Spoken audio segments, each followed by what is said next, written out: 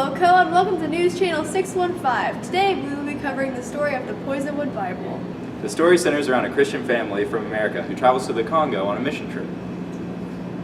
We've been following the Price family's journey for a few years now, and we have seen a lot of action. Everything from angry tribespeople, deadly ants, and even a crocodile-infested river. When we first entered the Congo, we saw a pained, guilt-ridden Orleana Price, who is a Southern Baptist by marriage, mother of children living and dead. She and her 4 daughters, Rachel, Leah, Ada, and Ruth May, helped her share the accounts from the Congo. When they arrived in the Congo, they were greeted by a feast filled with unfamiliar sights and sounds, such as woman's nakedness, unusual songs, and then they moved into a new house. Nathan began to try to do his missionary work, but to no avail. Not everything is new, though. Apparently, they're keeping the Christian traditions alive by having an Easter celebration in the middle of July. How about that? Let's take it back to a past interview with the Price family when they first arrived in the Congo. Here's to you, Jeff. So here I am with Mr. Nathan Price, the man who has courageously chosen to travel into the heathen world of the Congo. Mr. Price, can you please introduce yourself to our viewers? Hello, I'm Nathan Price, and let me start by saying that I was called to the Congo by my Lord and Savior. I did not go. Also, this is my partner, Oriana. So this is your wife? Yeah. Thank you, Nathan. And now I'd like to ask your daughter a few questions.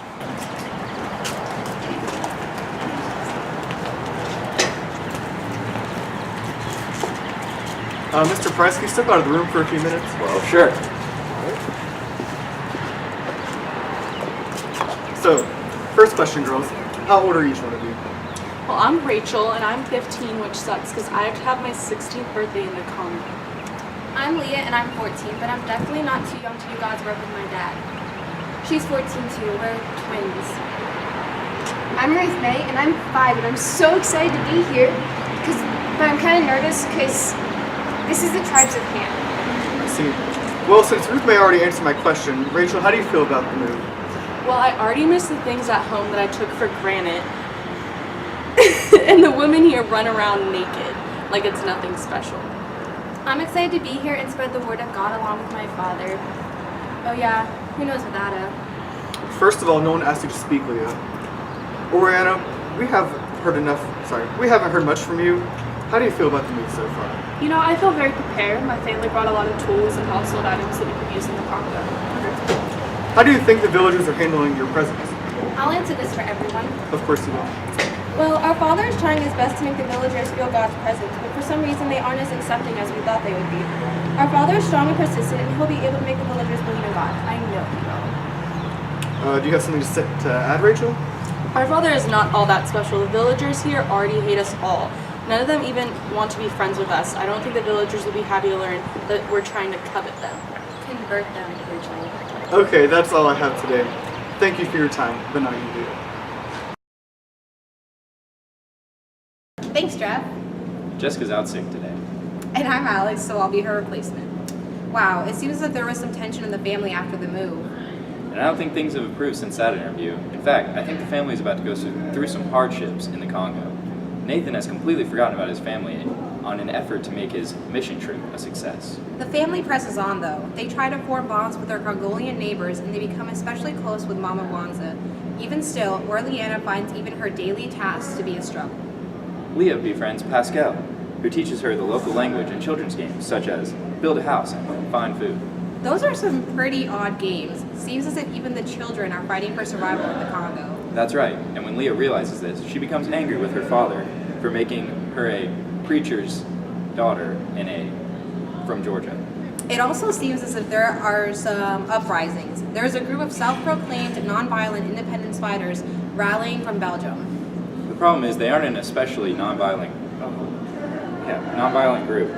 They killed 12 people in a frenzy at their last rally, and they're planning to kill every white person in the Congo soon. But of course, when Nathan Price hears this news, he blows it off. But that isn't the only violence going on in the Congo. One night at dinner, the school teacher, Anatole, informs Nathan of his worries that these newfangled ideas of Christianity might cause a moral decline. Nathan, enraged, throws Anatole out of his home. He then proceeds to lash out at his wife. grabbing her violently and breaking the one item that she values, a plate. As for the daughters, Ada encounters a lion and Leah gets malaria, but they recover quickly. Besides that, it seems that things are looking up in the Congo. The Underdowns announced that they were going to have an election in May, following independence in July. Election Day holds bad vibes for the Prices, though. It has been revealed that their trip is actually unsanctioned, so the Congo is no longer safe for them. For their own safety, they are warned to leave before the election. But as always, Nathan blows it off. But will things start looking up for the Price family in Book 3? Probably not. Nathan and Leah have left for Leopoldville, leaving Orleana and the other daughters behind with no money. The only villager that still comes to visit them is Mama Wanza. All of this stress is causing Orleana and Ruth May to lay in bed day by day in a deep depression. Even this doesn't concern Nathan. He is just disappointed that they aren't heeding God's call. Brutal. Totally. Don't Orleana and Ruth May stay in bed for a whole month? No, Leah eventually convinces Ruth May to get out of bed. Orleana isn't so easily persuaded, but after her month in bed, she finally appears to the girls in the kitchen as a new woman. Now, she speaks her mind and doesn't let Nathan control her. This concerns Leah, although she's having her own feelings as she becomes more aware of her father that continually puts them in moral danger. Later, Brother Fowles pays the Congo a visit, bringing his ideas on religion with him. Oh no, I bet Nathan and Brother Fowles get into it. Heck yeah, they do. Brother Fowles wins the religious argument and Nathan storms off. It seems like everything just keeps getting worse. Even for the daughters, Ruth May's malaria has gotten extremely severe. Ada gets stung by a bee, and poor Rachel feels like everyone is trying to take attention away from her on her birthday. Poor Rachel. And And then a vicious ant outbreak occurs, forcing everyone to flee to the river. the Price family scatters, and Book 3 ends with everyone in a frenzy. As if the ants weren't enough, bad luck for the Price family and the villagers continues. They return home in Book 4 to find all of their supplies eaten.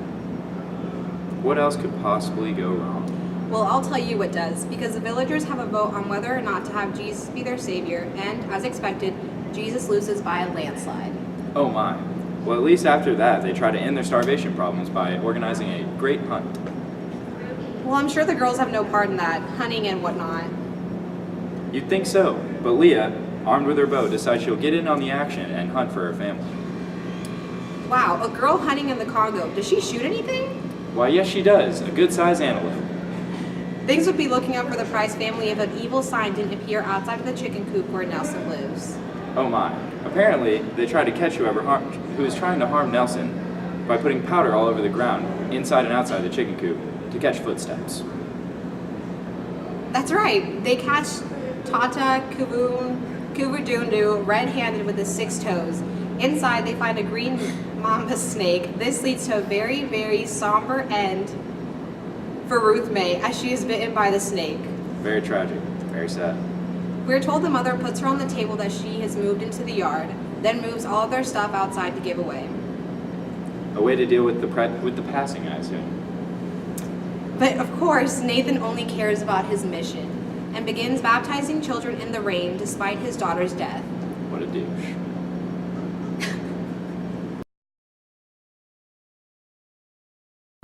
I guess the Price women finally got fed up with Nathan's shenanigans because in Book 5, they begin their journey to Leopoldville. Along the way, they meet up with some women from the Kalanga and decide to travel with them. Fortunately for the girls, they also come across some men who offer to carry the delirious Leah the rest of the way. Leah has malaria. Therefore, she rides a pallet to Balungu because of the malaria. She eventually recovers though and then decides to stay in the Congo and marry Anatoly. Rachel meets up with her old pal Axelrod in Balungu, and they fly together to Johannesburg. As for Orleana and Ada, they're captured by soldiers who plan to do them harm. Orleana's eyes frighten them enough to make them change their minds and take them to the Belgian embassy in Leopoldville. After their treatment in the embassy, they're flown to Georgia. They learn to remake their home by buying a cabin on the outskirts of their old town. Orleana seems to be doing pretty well because she takes up gardening. As for Ada, she goes to Emory College in Atlanta and begins studying the one religion she truly believes in. That would be science. Yes. Let's take it to Jeff to hear about how the rest of the Prices are doing. I'm back with the Price family. However, not all of them are with us anymore. I noticed that Nathan and Ruth May are here. Orlana, do you want to tell us about that? Well, Nathan passed away. A boat full of kids was tipped over in the river and Nathan was blamed. The village actually tried to give him a chance for it, but he kept coming back to try to baptize everyone, so he was chased down in the village by some angry villagers, and he ran up a tower and they set it on fire. Ruth May is no longer here. She was killed by a green manta snake planted by one of the leaders in the village. None of this would have happened if we left when we were supposed to. Sorry to hear about that. Now, Rachel, I noticed how you look much the same as you did when you were last here. Can you tell us your secret? Well, I just never grew looking old. Don't I look super young, like the same I did when we last spoke last time, like a couple years ago? Yeah. Well, I mean, it makes sense it would be me and none of them. Yeah, it cost her a lot of money to look like that. She stayed in Africa like me and bought a luxurious hotel which she lives in and manages. Okay, interesting.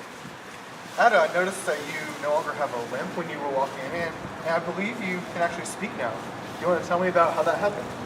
Well, once I started medical school, I came to realize that my brain had the ability to cure itself if I just trained myself to perform the tasks that I couldn't before. I've been very successful in my career as a medical doctor, and I do my best to have a close relationship with my mother. So, Leah, how have you changed over the years, and how is your life different now? Well, I left the Congo for a bit after getting married to Anatole, who I first met in the Congo, but it just wasn't the same. I have grown to love it, and I can't see myself anywhere else, or ever staying away from there. Anatole and I have also had 3 wonderful kids together. I work as a teacher now, but I really have dedicated my life to making life in the Congo more fair, even if I'm not really respected there. How about you, Rachel? Leah mentioned you own a hotel. Well, since my dreadful experience in the Congo, I've had 3 husbands, with my last husband having the decency to die and leaving the Equatorial, a hotel in which I brought from bottom to the top. I'm currently living there, and I'm enjoying the attention of being the owner of the hotel. Here's a question for everyone. What have you taken away from this experience? That guilt is all-consuming, and I wish I had left Nathan in the Congo sooner. I've spent my life worshiping Nathan's God that never really existed. And I found peace within Anatole and will never lose Ruth May's innocent memory. All I can think is how Africa has 1,000 ways to cleanse itself. Driver ants, Ebola virus, acquired immune deficiency syndrome. The race between predator and prey remains explicitly neck and neck, and that humans themselves, however, cannot cleanse their scars and hardships after they've endured what they've endured in the Congo. And now, I have changed an incredible amount, but for the worst, I can't go back to the old me.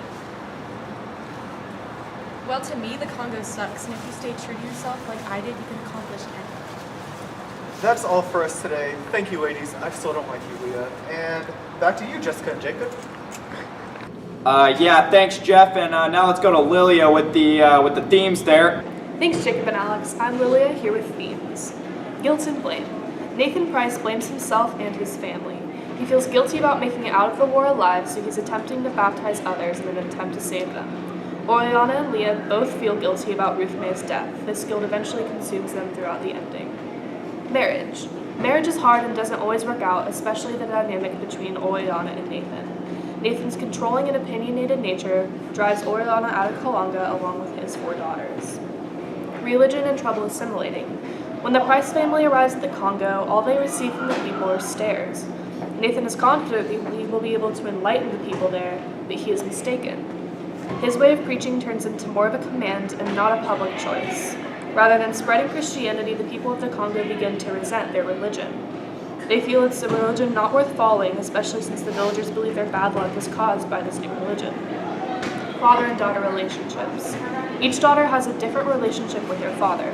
Throughout the beginning of the book, Leah strives to gain her father's acceptance until she finally realizes how corrupt he really is. His daughters resent him for dragging them down to the Congo and don't care to have a healthy father-daughter relationship with him. Cultural arrogance of the West. Nathan Price serves as the manifestation of cultural arrogance, his unquestioning of his missionary desires to overturn the ancient traditions of the Congo and replace them with his own religious beliefs. Yet, nearly all of the non-African characters are marked by this fault for at least some portion of the book. For Leah's initial certainty in her father's mission and the racism, each character comes over to Africa confident that they are bringing with them a superior way of life. Thank you, Jacob and Alex. Back to you. Thank you, Lilia. Now let's go to Jessica with the allusions. The first section is called Genesis, which alludes to the Bible because it's the first book in both. It introduces the story of Poisonwood Bible, slowly beginning to characterize the Price family and all of the villagers. It then moves on to the second book in Poisonwood Bible, called the Revelation. Revelation in the Bible describes the story of overcoming persecution against Christianity. In Poisonwood, it alludes to the persecution that the villagers face from Nathan, but the villagers choose to accept Christianity and learn more about it, despite Nathan's insults towards their own religion. The third book in Poisonwood Bible is called Judges. In the Bible, the book of the Judges describes the story of God selecting judges in order to cleanse out Israel. Jephthah, one of the judges, sacrifices his daughter to God, thinking it would show his promise to him. In Poisonwood, Nathan is willing to sacrifice his own daughter, Rachel, to keep the chief of the village, Tata Nadu, in order to keep the peace between himself and the chief. The fourth book is called Bel and the Serpent. In the Bible, Daniel wanted to prove that the people were worshiping a false serpent or dragon god. To do this, Daniel spread ashes to show the people were coming in during the night and eating the food they left for their false god. In Poisonwood, the sisters spread ashes similarly to Daniel in the chicken coop to prove that Tata Kuvendu, one of the leaders of the village, was coming in and placing a green snake in there in order to kill his enemies. This actually resulted in Ruth May's death. The fifth book in Poisonwood Bible is called Exodus. In the Bible, the Israelites are delivered away from oppression in this same book. In Poisonwood, the Price family is delivered out of the Congo. It then moves on to the sixth book, titled Song of the Three Children. This alludes to the Song of the Three Young Men in the Bible, a Hebrew book that was actually left out. It tells the story of Shadrach, Meshach, and Abednego, who were thrown into a furnace because they did not worship the same God the others did.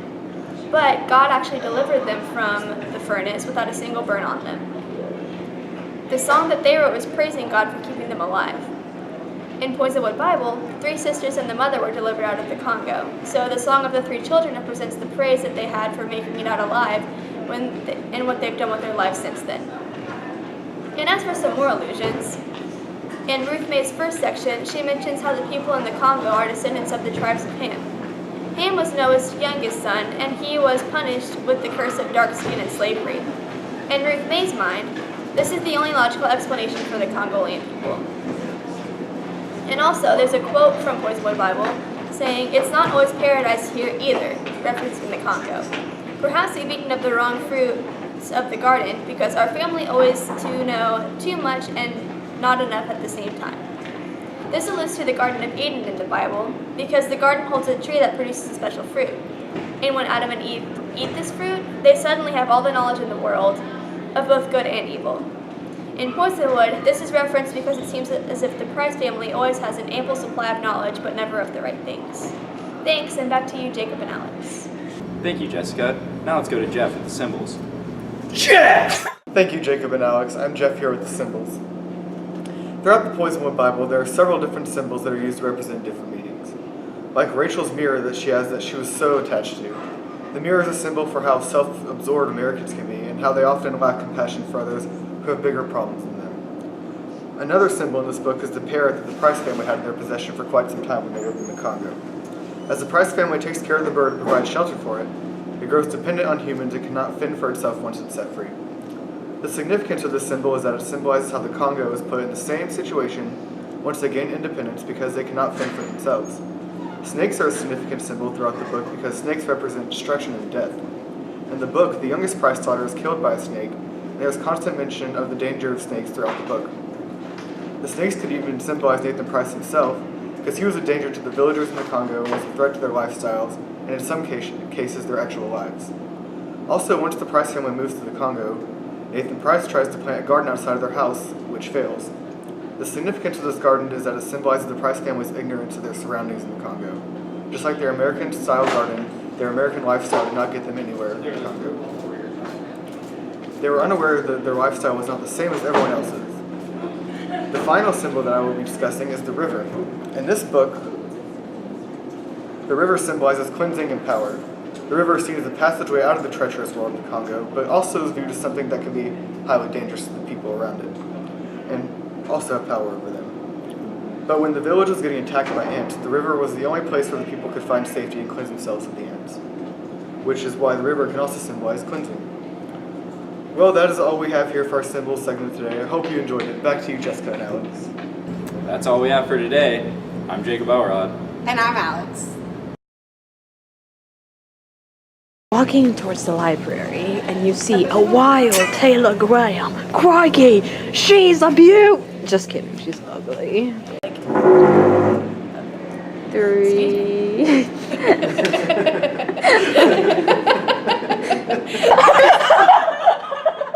She just called you Rachel.